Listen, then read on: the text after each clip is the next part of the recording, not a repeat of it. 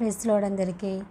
Bible reading in 6 months day 165 June 14th రెండో భాగంగా మొదటి కొరింథీయులకు రాసిన పత్రిక మొదటి అధ్యాయం నుండి చదువుకుందాం. దేవుని చిత్తం వలన యేసుక్రీస్తు యొక్క అపోస్తలుడుగా ఉండుటకు పిలువబడిన పౌలును, సహోదరుడైన సోస్తెనేసును, కొరింథీయులలో ఉన్న దేవుని సంఘమునకు అనగా క్రీస్తు యేసునందు పరిశుద్ధపరచబడిన వారై పరిశుద్ధులుగా ఉండుటకు పిలువబడిన వారికిని మనకును ప్రభువుగా ఉన్న మన ప్రభువైన యేసుక్రీస్తు నామమున ప్రతి స్థలములలో ప్రార్థించే వారందరికీ శుభమని చెప్పి వ్రాయునది. మన తండ్రి అయిన దేవుని నుండి ప్రభువైన యేసుక్రీస్తు నుండి కృపా సమాధానములు మీకు కలుగునుగాక. క్రీస్తు యేసునందు మీకు అనుగ్రహింపబడిన దేవుని కృపను చూచి మీ విషయమైన దేవునికి ఎల్లప్పుడూ కృతజ్ఞతాస్తుతులు చెల్లించుచున్నాను. క్రీస్తుని గూర్చిన సాక్ష్యము మీలో స్థిరపరచబడినందున ఆయన యందు మీరు ప్రతి విషయంలోనూ అనగా సమస్త ఉపదేశంలోనూ సమస్త జ్ఞానంలోనూ ఐశ్వర్యవంతులైతిరి కనుక ఏ కృపావరమునందునూ లోపం లేక మీరు మన ప్రభువైన యేసుక్రీస్తు ప్రత్యక్షత కొరకు ఎదురుచూచుచున్నారు. మన ప్రభువైన యేసుక్రీస్తు దినమందు మీరు నిరపరాధులై ఉండినట్లు అంతము వరకు ఆయన మిమ్మను స్థిరపరచును. మన ప్రభువైన యేసుక్రీస్తు తన కుమారుని సహవాసమునకు మిమ్మల్ని పిలిచిన దేవుడు నమ్మదగినవాడు. సహోదరులారా, మీరందరూ ఏకభావంతో మాట్లాడవలననియు మీలో కక్షలు లేక ఏక మనసుతోనూ ఏక తాత్పర్యముతోనూ మీరు సన్నందులై ఉండవలననియు మన ప్రభువైన యేసుక్రీస్తు పేరిట మిమ్మల్ని వేడుకొనుచున్నాను. నా సహోదరులారా, మీలో కలహము కలవని మిమ్మల్ని గూర్చి క్లోయ ఇంటి వారి వలన నాకు తెలియవచ్చెను. మీలో ఒకడు నేను పౌలు వాడను, ఒకడు నేను అపోల్లో వాడను, మరి ఒకడు నేను కేఫా వాడను, ఇంకొకడు నేను క్రీస్తు వాడనని చెప్పుకొనుచున్నారని నా తాత్పర్యము. క్రీస్తు విభజింపబడి ఉన్నాడా? పౌలు మీ కొరకు సిలువ వేయబడినా? పౌలు నామమున మీరు బాప్టిజం పొందితిరా?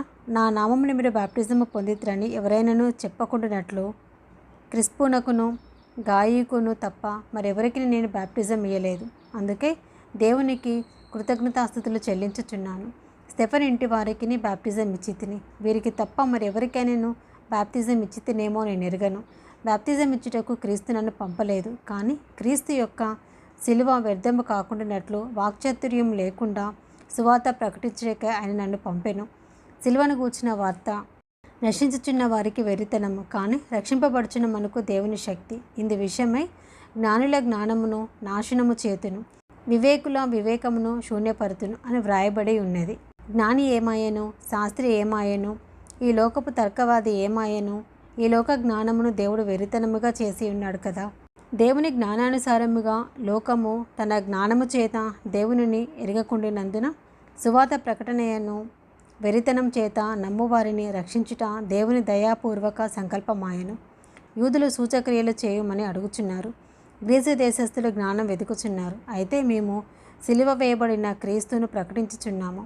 ఆయన యూదులకు ఆటంకముగాను అన్యజనులకు వెరితనముగాను ఉన్నాడు. కానీ యూదులకేమి గ్రీసు దేశస్థులకేమి పిలువబడిన వారికే క్రీస్తు దేవుని శక్తియును దేవుని జ్ఞానమునై ఉన్నాడు. దేవుని వెరితము మనుషుల జ్ఞానం కంటే జ్ఞానం కలది, దేవుని బలహీనత మనుషుల బలము కంటే బలమైనది. సహోదరులారా, మిమ్మల్ని పిలిచిన పిలుపును చూడుడి. మీలో లోకరీతిని జ్ఞానులైనను గనులైనను గొప్ప వంశము వారైనను అనేకులు పిలువబడలేదు. కానీ ఏ శరీరం దేవుని ఎదుట అతిశయింపకుండునట్లు జ్ఞానులను సిగ్గుపరచుటకు లోకంలో నుండి వెర్రివారిని దేవుడు ఏర్పరచుకొని ఉన్నాడు. బలవంతులైన వారిని సిగ్గుపరచుటకు లోకంలో బలహీనులైన వారిని దేవుడు ఏర్పరచుకొని ఉన్నాడు. ఎన్నికైన వారిని వ్యర్థపరచుటకు లోకంలో నీచులైన వారిని, తృణీకరింపబడిన వారిని, ఎన్నికలేని వారిని దేవుడు ఏర్పరచుకొని ఉన్నాడు. అయితే ఆయన మూలముగా మీరు క్రీస్తు యేసునందున్నారు. అతిశయించేవాడు ప్రభువునందే అతిశయింపవలెను అని వ్రాయబడినది నెరవేరినట్లు దేవుని మూలముగా ఆయన మనకు జ్ఞానమును, నీతియు, పరిశుద్ధతయు, విమోచనము ఆయను. మొదటి కొరింథీయులకు రాసిన పత్రిక 2వ అధ్యాయము. సహోదరులారా, నేను మీ యొద్దకు వచ్చినప్పుడు వాక్చాతుర్యంతో కానీ జ్ఞానాతిశయం చేత కానీ దేవుని మర్మమును మీకు ప్రకటించుచూ వచ్చినవాడని కాను. నేను యేసుక్రీస్తును అనగా సిలువ వేయబడిన క్రీస్తును తప్ప మరి దేనిని మీ మధ్య నేను ఎరగకుందునని నిశ్చయించుకుంటేని, మరియు బలహీనతతోనూ భయముతోనూ ఎంతో వణుకుతోనూ మీ యొద్దనుంటిని. మీ విశ్వాసము మనుషుల జ్ఞానమును ఆధారం చేసుకొనక దేవుని శక్తిని ఆధారం చేసుకుని ఉండవలనని నేను మాట్లాడినను, సువార్త ప్రకటించినను, జ్ఞానయుక్తమైన తీయని మాటలను వినియోగింపక పరిశుద్ధాత్మయు దేవుని శక్తియు కనబరచు దృష్టాంతంలోనే వినియోగించి తిని పరిపూర్ణులైన వారి మధ్య జ్ఞానమును బోధించుచున్నాము. అది ఈ లోక జ్ఞానము కాదు, నిరర్ధకులైపోవచ్చున్న ఈ లోకాధికారుల జ్ఞానమును కాదు, కానీ దేవుని జ్ఞానము మర్మమైనట్టుగా బోధించుచున్నాము. ఈ జ్ఞానము మరుగే ఉండెను. జగదుత్పత్తికి ముందుగానే దీనిని దేవుడు మన మహిమ నిమిత్తము నియమించెను. అది లోకాధికారులలో ఎవనికిని తెలియదు. అది వారికి తెలిసి ఉండినడల మహిమ స్వరూపయోగ ప్రభువును సిలువ వేయకపోయి ఉందురు. ఇందును గూర్చి దేవుడు తన్ను ప్రేమించి వారి కొరకు ఏవి సిద్ధపరచునో అవి కంటికి కనబడలేదు, చెవికి వినబడలేదు, మనుష్య హృదయమునకు గోచరము కాలేదు అని వ్రాయబడి ఉన్నది. మనకైతే దేవుడు వాటిని తన ఆత్మ వలన బయలుపరిచి ఉన్నాడు. ఆ ఆత్మ అన్నిటినీ దేవుని మర్మములను కూడా పరిశోధించుచున్నాడు. ఒక మనుషుని సంగతులు అతనిలోనున్న మనుష్యాత్మకే కానీ మనుషులలో మరెవనికి తెలియను. అలాగే దేవుని సంగతులు దేవుని ఆత్మకే కానీ మరెవనికి తెలియవు. దేవుని వలన మనకు దయచేయబడిన వాటిని తెలుసుకున్నటకై మనము లౌకికాత్మను కాక దేవుని యొద్ద నుండి వచ్చే ఆత్మను పొంది ఉన్నాము. మనిషి జ్ఞానము నేర్పు మాటలతో కాక ఆత్మ సంబంధమైన సంగతులతో సరిచూచుచు ఆత్మ నేర్పు మాటలతో వీటిని గూర్చి మేము బోధించుచున్నాము. ప్రకృతి సంబంధి అయిన మనుష్యుడు దేవుని ఆత్మ విషయములను అంగీకరింపడు.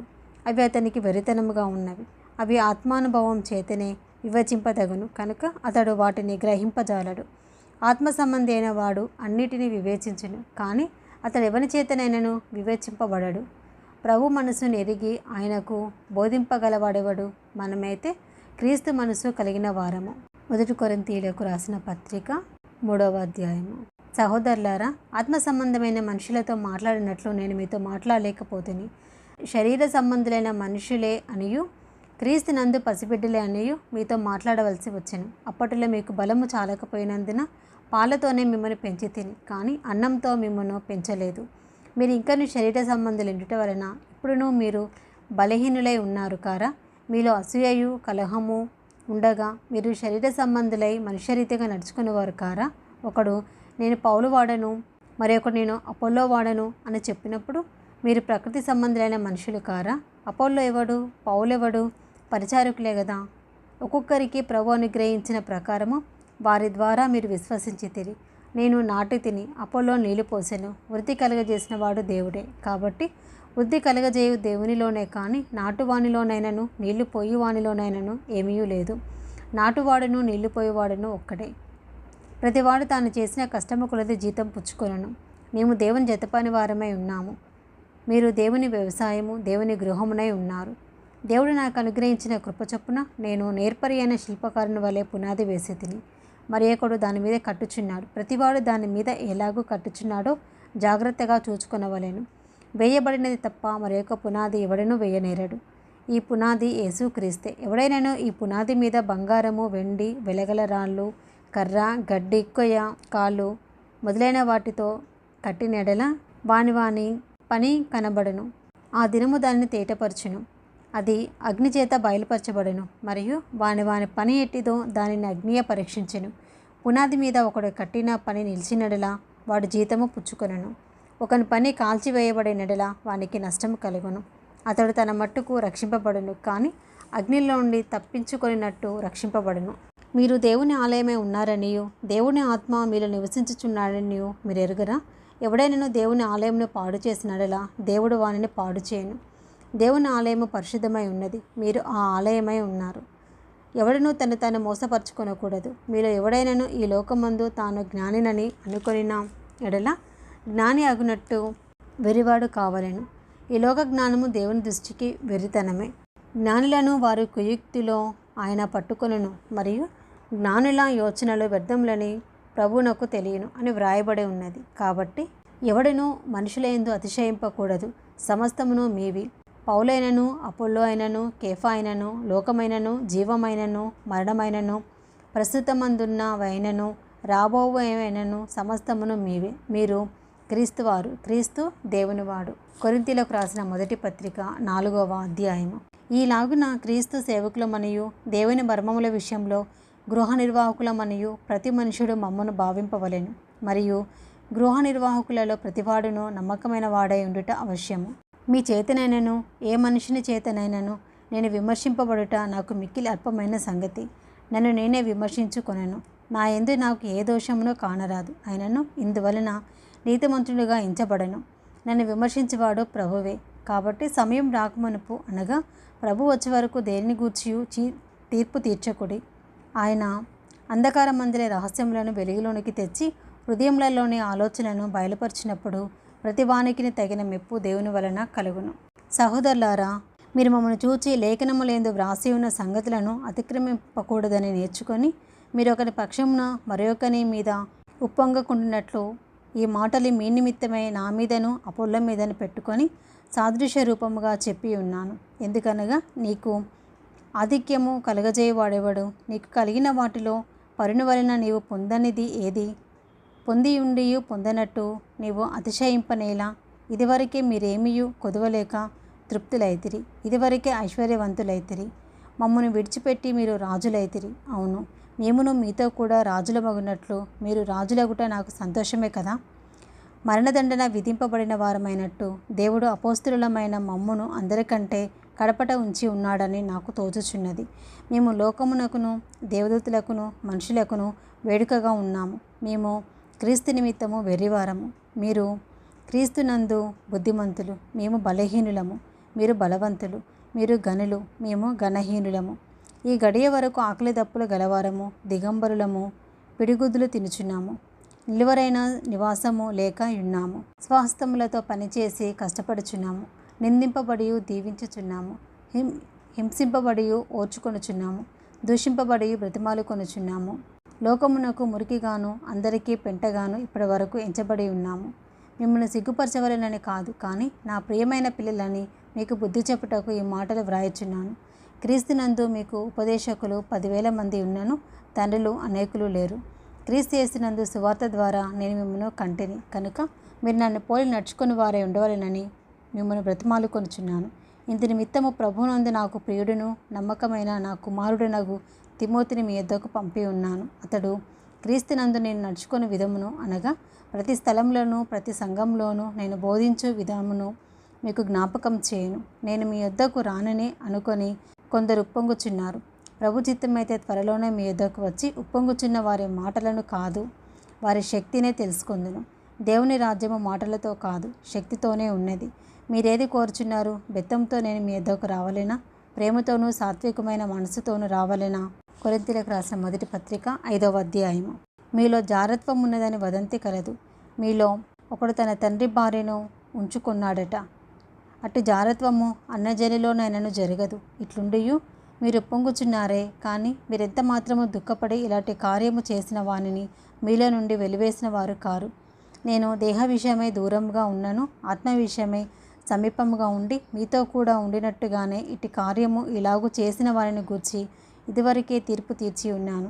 ఏమనగా ప్రభువైన యేసు దినమందు వాని ఆత్మ రక్షింపబడినట్లు శరీరేచ్ఛలు నశించుటకై మన ప్రభువైన యేసుక్రీస్తు నామమున మీరును నా ఆత్మయు మన ప్రభువైన యేసుక్రీస్తు బలముతో కూడి వచ్చినప్పుడు అట్టి వానిని సాతానునకు అప్పగింపవలెను. మీరు అతిశయపడుట మంచిది కాదు. పిలిసిన పిండి కొంచెమైనను ముద్దంతయు పులియచేయునని మీరు ఎరుగరా? మీరు పులిపిండి లేనివారు కనుక కొత్త ముద్ద అవుటకై ఆ పాతదైన పులిపిండిని తీసి పారవేయుడి. ఇంతేకాక క్రీస్తు అను మన పస్కా పశువు వధింపబడెను కనుక పాతదైన పులిపిండితోనైనను దుర్మార్గతయు దుష్టత్వమును పులిపిండితోనైనను కాకుండా నిష్కాపట్యమును సత్యమును పులియని రొట్టెతో పండుగ ఆచరింతుము. జారులతో సాంగత్యం చేయవద్దని నా పత్రికలో మీకు వ్రాసి ఉంటిని. అయితే ఈ లోకపు జారులతోనైనను లోబులతోనైనను దోచుకునే వారితోనైనను విగ్రహారాధికులతోనైనను ఏమాత్రం సాంగత్యం చేయవద్దని కాదు. అలాగైతే మీరు లోకంలో నుండి వెళ్ళిపోవచ్చును కదా. ఇప్పుడైతే సహోదరులనబడిన వాడెవడైనను జారుడు కానీ, లోబి కానీ, విగ్రహారాధికుడు కానీ, తిండిపోతు కానీ, తిట్టుబోతు కానీ, త్రాగుబోతు కానీ, దోచుకొను వాడు కానీ అయి ఉన్నేడలా అట్టి వానితో సాంగత్యం చేయకూడదు, భుజింపను కూడదని మీకు వ్రాయుచున్నాను. వెలుపల వారికి తీర్పు తీర్చుట నాకేలా? వెలుపల వారికి దేవుడే తీర్పు తీర్చును, కానీ మీరు లోపటి వారికి తీర్పు తీర్చుచున్నారు కనుక ఆ దుర్మార్గుని మీలో నుండి వెలివేయుడి. 6వ అధ్యాయము. మీలో ఒకనికి మరి ఒకని మీద వ్యాజ్యం ఉన్నప్పుడు వాడు పరిశుద్ధుల ఎదుట కాక అనీతిమంతుల ఎదుట వ్యాజ్యమాడుటకు తెగించుచున్నాడా? పరిశుద్ధులు లోకమునకు తీర్పు తీర్చుదురని మీరు ఎరుగురా? మీ వలన లోకమునకు తీర్పు జరగవలసి ఉండగా మిక్కిలి అల్పమైన సంగతులను గూర్చి తీర్పు తీర్చుటకు మీకు యోగ్యత లేదా? మనము దేవదూతలకు తీర్పు తీర్చుదామని ఎరుగరా? ఈ జీవన సంబంధమైన సంగతులను గూర్చి మరి ముఖ్యంగా తీర్పు తీర్చవచ్చును కదా. కాబట్టి ఈ జీవన సంబంధమైన వ్యాజ్యములు మీకు కలిగినడలా వాటిని తీర్చుటకు సంఘములో తృణీకరింపబడిన వారిని కూర్చుండబెట్టుదురా? మీకు సిగ్గు రావాలనని చెప్పుచున్నాను. ఏమి, తన సహోదరుల మధ్యను వ్యాజ్యము తీర్చగల బుద్ధిమంతుడు మీలో ఒకడైనను లేడా? అయితే సహోదరుడు సహోదరుని మీద వ్యాజ్యమాడుచున్నాడు, మరి అవిశ్వాసులు ఎదుటనే వ్యాజ్యమాడుచున్నాడు. ఒకరి మీద ఒకడు వ్యాజ్యమాడుట మీలో ఇప్పటికే కేవలము లోపము. అంతకంటే అన్యాయం సహించుట మేలు కాదా? దానికంటే మీ సొత్తులను అపహరింపబడుచుండుట మేలు కాదా? అయితే మీరే అన్యాయం చేయుచున్నారు, అపహరించుచున్నారు, మీ సహోదరులకే ఇలాగూ చేయుచున్నారు. అన్యాయస్తులు దేవుని రాజ్యమునకు వారసులు కానేరని మీకు తెలియదా? మోసపోకుడి. జారులైనను, విగ్రహారాధికులైనను, వ్యభిచారులైనను, ఆడంగితనము గలవారైనను, పురుష సంయోగులైనను, దొంగలైనను, లోబునైనను, త్రాగుబోతులైనను, దూషకులైనను, దోచుకొని వారైనను దేవుని రాజ్యమునకు వారసులు కానేరరు. మీలో కొందరు అట్టి వారై ఉంటిరి. కానీ ప్రభువైన యేసుక్రీస్తు నామమున మన దేవుని ఆత్మయందును మీరు కడుగబడి పరిశుద్ధపరచబడిన వారై నీతిమంతులుగా తీర్చబడుతిరి. అన్నిటి యందు నాకు స్వాతంత్రం కలదు, కానీ అన్నీ చేయదగినవి కావు. అన్నిటి యందు నాకు స్వాతంత్రం కలదు, కానీ నేను దేని చేతను లోపరచు కొనబడనొల్లను. భోజన పదార్థములు కడుపు భోజన పదార్థములకును నియమింపబడి ఉన్నవి. దేవుడు వాటిని నాశనం చేయును. దేహము జారత్వము నిమిత్తము కాదు, కానీ ప్రభు నిమిత్తమే. ప్రభు దేహము నిమిత్తమే. దేవుడు ప్రభువును లేపెను, మనలను కూడా తన శక్తి వలన లేపును. మీ దేహములు క్రీస్తునకు అవయవములై ఉన్నవని మీరు ఎరుగరా? నేను క్రీస్తు యొక్క అవయవములను తీసుకొని వేశ్య యొక్క అవయవములుగా చేయుదునా? అదెంత మాత్రమును తగదు. వేశ్యతో కలుసుకునేవాడు దానితో ఏకదేహమై ఉన్నాడని మీరు ఎరుగరా? వారిద్దరూ ఏక శరీరమై ఉందురు అని మోషే చెప్పుచున్నాడు కదా. అటువలే ప్రభువుతో కలుసుకునేవాడు ఆయనతో ఏకాత్మయే ఉన్నాడు. జారత్వమునకు దూరగా పారిపోవడి. మనుషుడు చేయని ప్రతి పాపమును దేహమునకు వెలుపల ఉన్నది, కానీ జారత్వం చేయవాడు తన సొంత శరీరమునకు హానికరముగా పాపం చేయుచున్నాడు. మీ దేహము దేవుని వలన మీకు అనుగ్రహింపబడి మీలోనున్న పరిశుద్ధాత్మకు ఆలయమే ఉన్నదని మీరు ఎరుగరా? మీరు మీ సొత్తు కారు, విలువ పెట్టి కొనబడిన వారు కనుక మీ దేహంతో దేవుణ్ణి మహిమపరచుడి. ఇది ఈరోజు భాగమండి. Praise the lord.